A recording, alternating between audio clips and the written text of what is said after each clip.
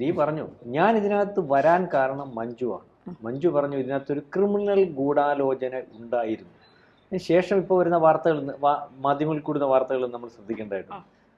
ഭാഗ്യലക്ഷ്മി പറഞ്ഞല്ലോ, വളരെ നേരത്തെ എഴുതി വെച്ചിരുന്ന വിധി 4 വർഷം മുമ്പ് സന്ധ്യ ഈ നമ്മുടെ ഏറ്റവും മുതിർന്ന പോലീസ് ഓഫീസർ, ഒരുപക്ഷെ ഇവിടുത്തെ DGP വരെ ആവാൻ സാധ്യത ഉണ്ടായിരുന്ന ഒരു വനിത, അവരുടെ ചെയ്തി എന്താണെന്ന് മനസ്സിലാക്കി പിണറായി വിജയൻ വളരെ കൃത്യമായിട്ട് മാറ്റി നിർത്തി. അവർ പറഞ്ഞില്ലയോ ഇവിടെ കൊണ്ട് തീർന്നില്ല, നീതി ലഭിച്ചില്ല, ഇതിൻ്റെ പുറകെ പോകണം. അപ്പം അവിടെ എന്തായി അതിൻ്റെ.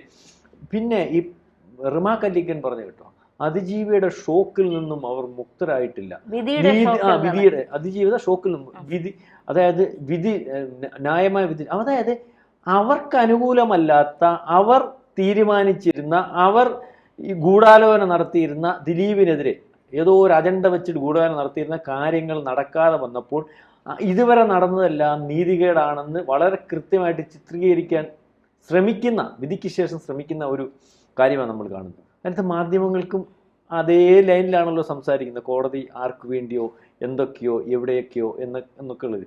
രാമൻപിള്ള വളരെ കൃത്യമായിട്ട് പറഞ്ഞല്ലോ, വളരെ കൃത്യമായിട്ട് സന്ധ്യയുടെ ക്രിമിനൽ ഗൂഢാലോചന ഇതിനകത്ത് നടന്നിട്ടുണ്ട്.